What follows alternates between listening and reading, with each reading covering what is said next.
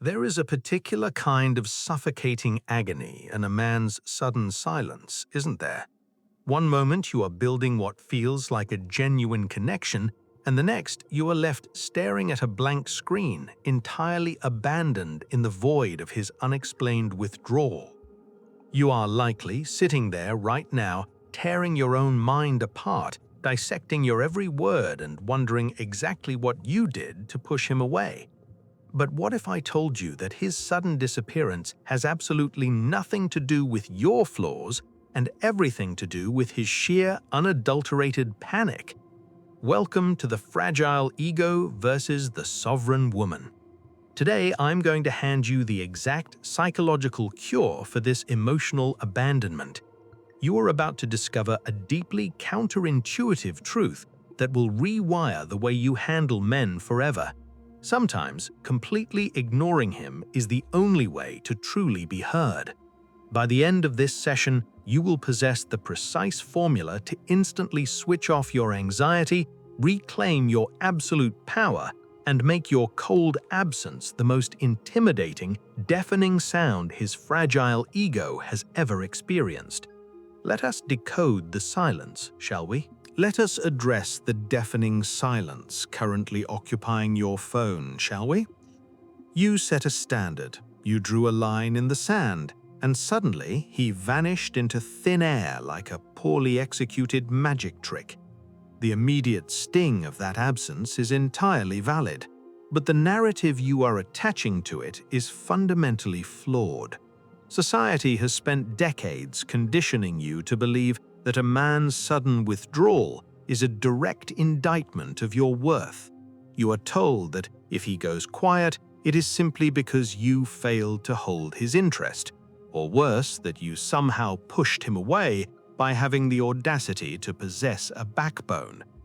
Think of the advice you usually receive from well-meaning friends. Perhaps you were too cold, too demanding, or simply too intimidating for him to handle. It is a rather brilliant bit of psychological misdirection, isn't it? It shifts the burden of his emotional inadequacy squarely onto your shoulders.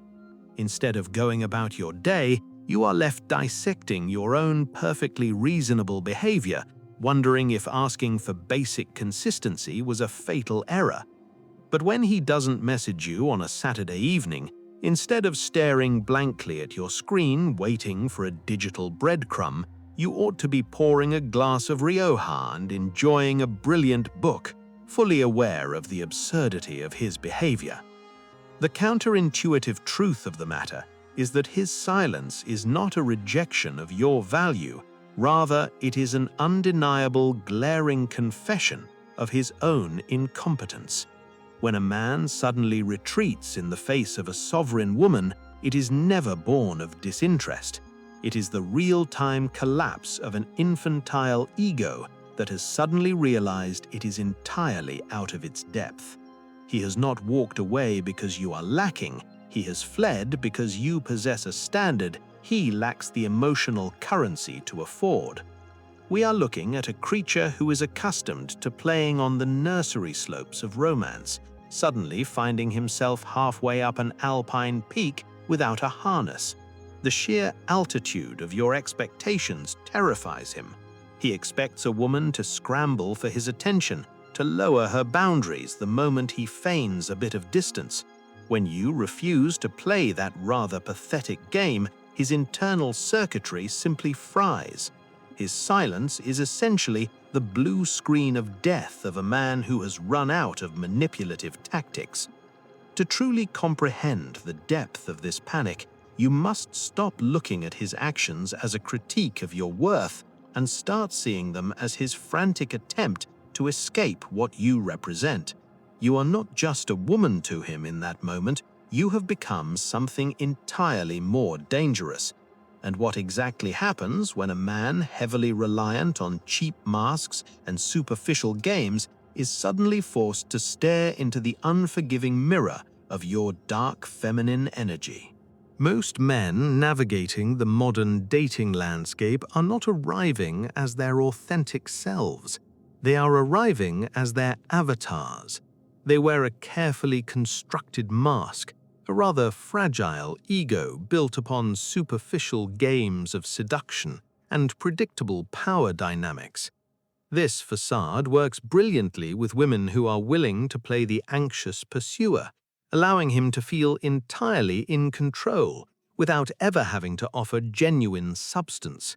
It is a comfortable, shallow paddling pool where his infantile ego can splash about without the slightest fear of drowning. But the moment he steps into your sovereign sphere, the rules of his little game instantly evaporate. When he collides with your dark feminine energy, you cease to be merely a romantic prospect. You become an unforgiving, terrifying mirror. Suddenly, the spotlight shifts from your perceived flaws to the glaring voids within his own character. As you stand there grounded in emotional stability and radiating a brilliantly calculated coldness, he is forced to look at his own chaotic internal landscape.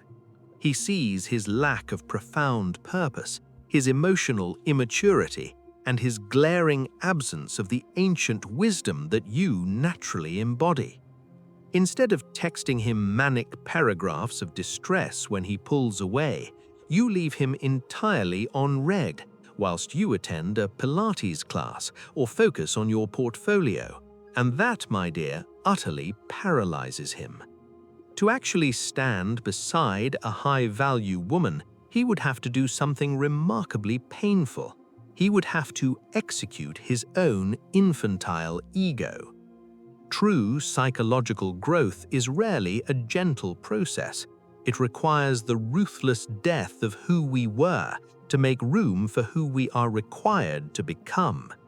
Because he is inherently cowardly in his current state of arrested development, his primal flight response violently activates. It is not that he does not intensely desire you, it is that the cost of admission to your life is a level of emotional maturity he simply cannot afford. He retreats precisely because the arsenal of manipulation tactics he has successfully used on other women is utterly useless against you. You do not respond to his breadcrumbing, you do not beg for clarity, and you do not panic when his texts become sparse. To borrow a concept, a man's mind can be much like an elastic band. It requires tension and space to eventually snap back. But when he stretches away, expecting you to chase him and provide that desperate resistance, he finds nothing but cold, open air. He realizes, perhaps with a cold sweat, that you are perfectly content to let him walk completely out of your life if he refuses to step up. So he pulls away, hiding behind a fortress of silence and feigned indifference. He desperately convinces himself, and attempts to convince you, that he simply does not care, plunging into his daily routine and mundane tasks as if you never existed. It is a rather impressive daytime theatrical performance, meticulously designed to make you question your own sanity and worth. But what exactly happens when the sun goes down, when the distractions of the office fade, and his exhausted conscious mind is forced to relinquish the steering wheel to his subconscious? During the daylight hours, he is the very picture of a man unbothered. He engages in what we might call the daytime theater, deploying a frantic array of distractions to keep your memory firmly locked away in the basement of his mind. He throws himself into his career with sudden, manic energy, surrounds himself with his mates, and leans heavily on sheer cold logic to rationalize his retreat. If you were to observe him from afar, you would see a man projecting an aura of complete indifference, seemingly untouched by the profound connection he just walked away from. It is a masterful, ego-driven performance designed entirely to convince himself that he has the upper hand. He wants you to believe that his silence is a sign of his superiority and his busy, important life. But do not mistake his daytime activity for genuine emotional processing. It is merely an anesthetic. He is using meetings, pints at the pub, and the noise of the waking world to drown out the absolute terror of what he felt when he stood in front of you. When a man is intimidated by a woman's sovereignty, his first line of defense is to convince himself that he simply doesn't care. He believes that by ignoring you during the day, he has successfully neutralized the threat you pose to his comfortable, stagnant existence. However, the architecture of the human mind is delightfully cruel to those who refuse to face their own shadows. When the sun goes down and the office lights turn off, the distractions begin to fail. The nighttime collapse is entirely inevitable. As his conscious mind, exhausted from the sheer effort of repressing you all day, finally drops its guard, his subconscious aggressively takes the wheel, and in the quiet of the night, the facade shatters completely, leaving him alone with the very feelings he spent the last 12 hours running from. This is when the obsession truly strikes. While you are resting peacefully, knowing you held your boundaries, he is lying awake, obsessively replaying every detail about you. He dissects the way you spoke, the unwavering look in your eye, and the chilling finality of your independence. What looks like a cold, calculated silence on the outside is in reality a short-circuiting nervous system on the inside. He is completely, hopelessly unable to process the awakening you triggered within him, trapped between the ego that demands he stay away and the soul that cannot stop thinking about what he threw away. He is locked in a psychological prison of his own making, haunted by the ghost of the high-value woman he was too cowardly to claim. This silent suffering, this midnight obsession, is the invisible tax he pays for his immaturity. But while he's busy wrestling with his demons in the dark, what exactly should you be doing with your daylight? How do you ensure that his internal collapse does not become a distraction from your own magnificent ascension? The absolute cure for emotional dependency is not found in another person, nor in endless hours of therapy analyzing his mixed signals. It is found in the ruthless mathematics of building your own empire. Emotional dependency, quite frankly, is a parasite that can only survive in the host of an idle mind. When your days are consumed with wondering why he hasn't called, you are tragically misallocating your precious mental capital. Conversely, when you relentlessly invest in your own ascension, sharpening your intellect, sculpting your physique, and amassing your own wealth, dependency is mathematically eliminated. You learn to synthesize your own dopamine rather than desperately waiting for him to deliver it via a pitiful text message. Instead of sitting on the sofa, clutching your mobile phone like a Victorian widow awaiting a letter from the front lines, you must redirect that frantic energy into tangible assets. If he goes silent, that is your immediate cue to review your investment portfolio, master a new language, or finally launch that project you have kept on the back burner. A sovereign woman does not wait to be chosen. She builds a kingdom so magnificent that it organically filters out the peasants. By the time he finally musters the courage to reappear, you will be far too occupied counting your dividends to even notice his notification on your screen. This relentless forward momentum creates what I call the frequency abyss, which is essentially a rather brilliant form of natural selection. If you are rapidly and aggressively evolving whilst he remains perfectly content in his stagnant, mediocre existence, a fascinating psychological shift occurs. The disinterest suddenly becomes mutual and entirely natural. You are no longer inhabiting the same energetic frequency. It is akin to broadcasting in high definition whilst he is still stuck on a fuzzy analog signal. He simply ceases to make sense in the grand architecture of your life. Therefore, to pause your own ascension in a misguided, maternal attempt to save him is tantamount to identity suicide. If you intentionally lower your standards to meet his glaring immaturity, you are effectively signing the death warrant of your own empire. A rescue mission will not make him respect you. It will only drag you down into his comfortable abyss of unrealized potential. It is a harsh reality, but two immature people clinging to one another equals guaranteed emotional and spiritual bankruptcy. You must remember that you are an architect of a grand design, not a rehabilitation center for fragile male egos. Your sole responsibility is to the altitude of your own flight, not to the heavy luggage that refuses to be checked in. So, as you stand at the precipice of your own greatness, looking down at his silence, a rather crucial strategic question remains. How exactly do you handle his withdrawal in real time without compromising a single ounce of your sovereignty? The immediate practical application of your sovereignty is what I like to call compassionate coldness. When he pulls his little vanishing act, your response must be absolute, deafening silence. There will be absolutely no double texting, no demanding paragraphs asking for closure, and certainly no desperate attempts to heal his bruised inner child. You are a high-value woman, my dear, not a therapist on a retainer.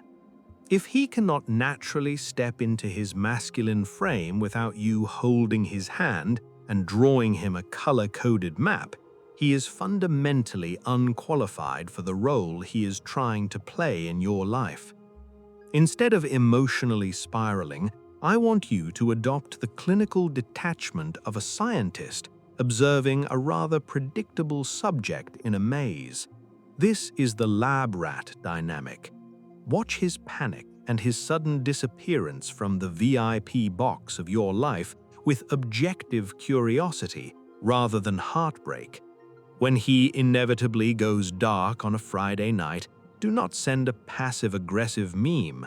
Simply pour yourself a crisp gin and tonic, sink into a warm bath, and observe his entirely predictable behavioral patterns from a safe distance. Let him scurry around in his own dark labyrinth whilst you remain radiantly unbothered. I understand that stepping back and watching someone you care about self-sabotage is undeniably painful, and it is perfectly valid to mourn the potential of what could have been. However, we must deal with reality, not romanticized potential. By maintaining this observer's posture, you strip away the illusion and see his silence for the cowardly retreat that it actually is. You are simply removing the oxygen from his little drama.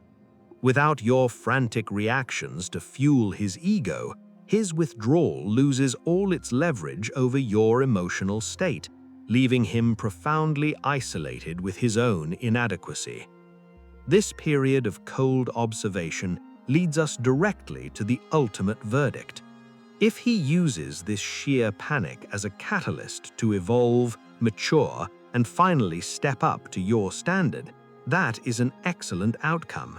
He may return having done the internal work, ready to properly match your frequency.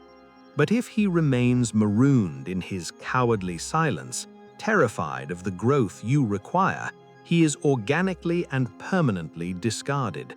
You do not need to actively break up with a ghost. His own inaction does the administrative work of taking out the rubbish for you.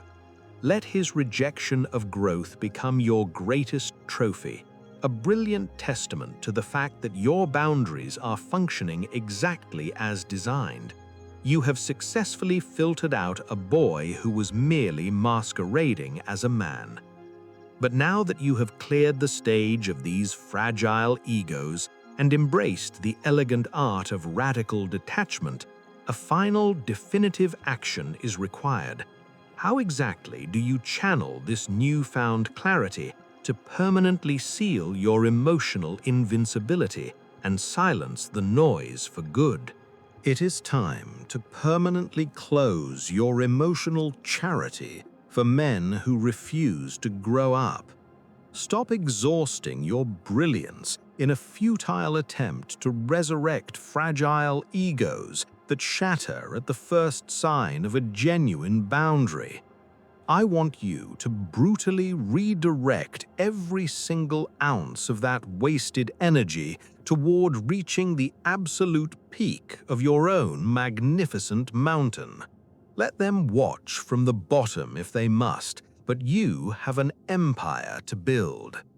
So, I have a rather provocative question for you. What exact action are you taking today to ruthlessly invest in your own ascension, whilst leaving the pathetic silence of immature men to echo in the void? Drop your answer in the comments below. I shall be reading them with great interest. And if you are finally ready to stop playing these exhausting little nursery games and truly master the dark psychology of high-value relationships, I highly recommend you subscribe to Destiny's Decree and turn on those notifications. Your era of emotional sovereignty has officially begun. We shall speak again soon.